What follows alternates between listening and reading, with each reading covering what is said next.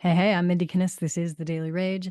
Patience pays, my friends. Check this out. So this was pre-market, little bit of downward movement on the NASDAQ futures, and then just kind of chilled for a while. This is the opening candle. Like, what a pain in the butt. A big fat doji, mostly wick. Okay. So then if you were doing an open range breakout, you had to wait and wait and wait and wait and wait and wait. This thing did not break out of its open range. And by open range, I mean the first candle from here to here until here. So this was after the economic news release. The home sales numbers came out this morning. That was 8 o'clock my time, mountain time zone.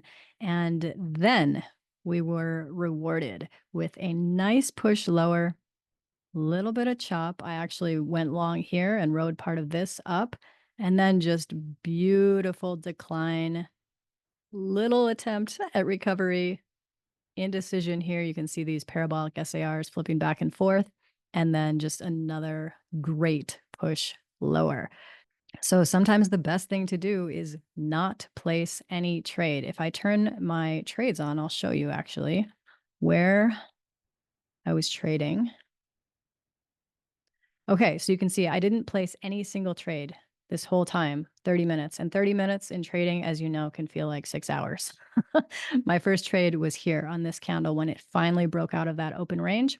And then I traded just in and out as I was watching the price action, went up a little bit here, and then actually took a break. Wasn't even trading for this nice, lovely portion, and got in here when it started to head further south once again, and just took some really, really little tiny trades because I had already hit my daily target back here, but I just couldn't resist this nice little momentum. I'm going to link you over to an intro video for my upcoming course on the 27th.